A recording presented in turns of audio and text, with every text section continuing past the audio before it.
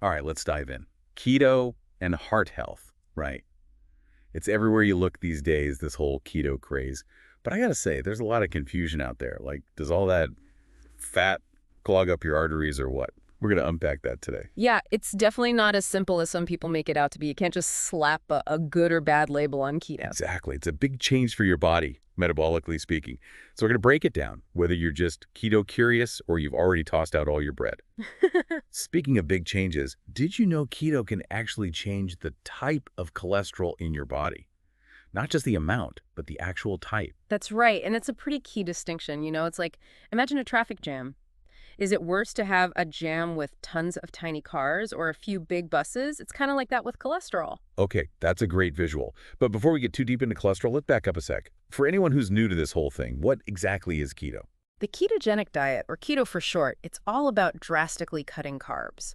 We're talking like way down to 5–10% of your daily calories. And when that happens, your body kind of goes into survival mode. Survival mode, huh? Sounds intense. It is, in a way. Your body's used to using carbs for energy, but without them, it has to find a new fuel source, and that source is fat. So that's where the keto part comes in. Yep, this whole process is called ketosis, where your body starts burning fat for energy instead of those easy access carbs. Okay, so fat becomes the main fuel. And that's what makes it so effective for weight loss, but also why people have questions about the heart, right? Exactly. It's a powerful shift, this metabolic change, and that's why it's so important to understand how it affects us, especially when it comes to the heart. And that's what we're here for. So, good news first. Losing weight is generally good for your heart, and keto is known for helping people shed pounds. Absolutely. When you lose weight, often you see lower blood pressure, and that's a huge win for your heart. Makes sense. Less stress on your whole system, I imagine. Hmm. But now, let's talk about what everyone's wondering. Cholesterol. Does keto equal clogged arteries?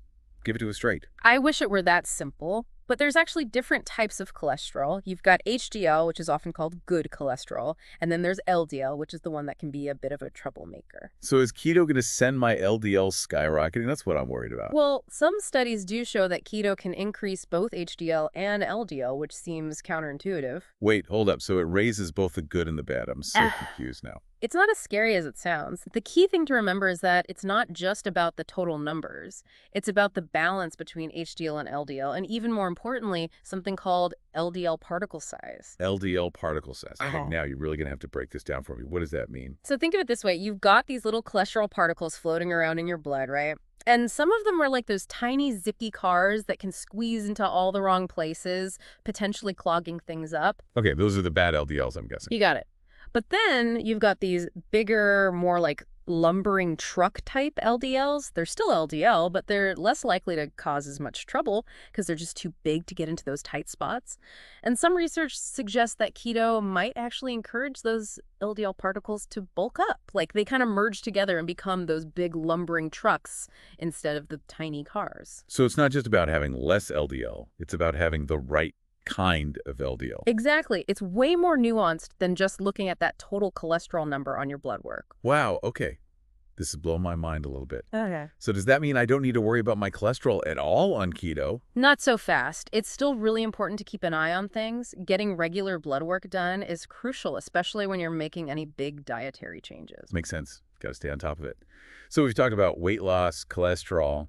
What about inflammation? Isn't that a big factor for heart health too? You're right. Inflammation is huge. And the good news is low-carb diets like keto have been linked to lower inflammation levels in the body. That's awesome. So less inflammation, happier heart? Is that Pretty much. There's this thing called C-reactive protein, or CRP, which is basically a marker for inflammation. And studies have shown that people on a keto diet often see their CRP levels go down. Interesting. So keto is like tackling heart health from multiple angles here. Okay, what about triglycerides? Where do those fit into all of this? Triglycerides, another important piece of the puzzle. And this is one area where keto tends to shine. High triglycerides are a major risk factor for heart disease, but studies show that keto can really help lower them. That's great news for keto fans. But okay, got to ask the tough question now. We've talked a lot about the good stuff, but there's always that concern about eating too much fat, especially saturated fat, right? I mean, isn't that kind of keto's thing? You're not wrong to be asking that. It's Wow. definitely the elephant in the room when we're talking about keto and heart health. The saturated fat dilemma. Lay it on me. What's the deal with saturated fat? Why is it often seen as the villain? Well, research has shown pretty clearly that eating too much saturated fat can raise your LDL cholesterol, and not in a good way. Like we were saying before, it's not all LDL that's bad, but too much of it from sources like fatty meats, butter, things like that can start to clog things up, and that's when we worry about heart problems. So how do we reconcile that with keto being all about the fat? That's why those food choices become absolutely critical on keto. It's not just about eating any fat, it's about choosing the right kinds. Okay, so remind us again, what are those heart-healthy fats we should be prioritizing on keto?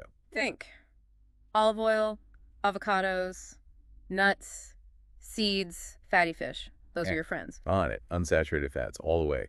But there are still so many myths and misconceptions floating around about keto and fat in general, right? Oh, absolutely. It's time for some myth busting, I think. All right, hit me with those myths. What are we busting today? Let's start with a big one. Keto always raises cholesterol. You're going to hear that a lot, but it's just not the whole story. Right, right. It's not just about the total number. It's about those different types of cholesterol and those LDL particle sizes we were talking about. Exactly. And on top of that, if you're focusing on healthy fats, that can make a big difference too. So it's way too simplistic to say keto always equals high cholesterol. Okay, good to know. What's another keto myth that drives you crazy? Oh, this one comes up all the time. High fat automatically equals a bad heart. Like we've been saying, not all fats are created equal. Yeah, it's not like carbs where we're like, brown rice good, white bread bad. There's nuance with fat. Exactly. There are plenty of healthy fats out there that can actually support a healthy heart. Avocados, olive oil, nuts, fatty fish. Those are your friends, even on keto. It's the processed fats, the saturated fat overload that we need to be mindful of. Makes sense. Yeah. Okay, any other myths we got to debunk before we move on? One more that I hear a lot, keto leads to nutrient deficiencies. And there's a little truth to this one, I'll admit. Keto can be restrictive, especially when it comes to fruits and whole grains, which are, nutritional powerhouses. Yeah. Right, makes sense. So how do we avoid those deficiencies if we're following a keto diet? It all comes down to making smart choices. Load up on those low-carb veggies, get enough protein from good sources, and incorporate plenty of nuts and seeds. So it's totally doable to thrive on keto nutrient-wise. Absolutely. It just takes a little extra planning. All right, let's compare keto to some other popular ways of eating. First up, keto versus Mediterranean. That's one everyone always talks about for heart health, right? Like the gold standard, right? Lots of olive oil, veggies, fish. Sounds delicious. It is, and it's great for your heart. But here's the thing. Both keto and Mediterranean actually emphasize those healthy fats. They approach carbs differently, sure, but they both prioritize those good-for-you oils, avocados, nuts, that kind of thing. Interesting. So they have some common ground. What about keto versus the good old low-fat diet? Well, with low-fat diets, the problem is when you cut out fat, people often end up eating more carbs to feel full, which can lead to other issues like those high triglycerides we talked about earlier. Keto might actually be a better option in that regard. Makes sense. Okay, last matchup, keto versus plant-based. That's super trendy right now, and for good reason. Yeah, plant-based diets are awesome for heart health. Naturally lower in saturated fat, usually high in fiber. You can definitely do a plant-based keto diet, but you have to be a bit more mindful about getting enough fiber. Because keto tends to be lower in fiber overall, Right. And fiber is so important for cholesterol, blood sugar, keeping things moving smoothly in your gut. It's really a key player. Okay, so if someone's on keto, they should prioritize those low-carb veggies, nuts, and seeds to make sure they're getting enough fiber. Exactly. Now, before we wrap up, I want to emphasize that if you're considering keto, especially if you have any concerns about your heart, it's crucial to work with your doctor or a registered dietitian. They can help you personalize the diet, make sure you're not missing out on any nutrients, and monitor your blood work to track how your body's responding. Absolutely. Don't just experiment on your own. Okay, any final words of wisdom for our keto-curious listeners? Just remember, at the end of the day, it's about making choices that nourish your body and make you feel your best. Keto can be a tool for that, but it's not a magic bullet. Listen to your body, work with your healthcare team, and make informed choices. I love it. That's such great advice no matter what way of eating you choose. Okay, folks, that's a wrap on another deep dive. We covered so much ground today about keto and your heart, separating the myths from the facts. Remember, knowledge is power when it comes to your health. Until next time, happy listening.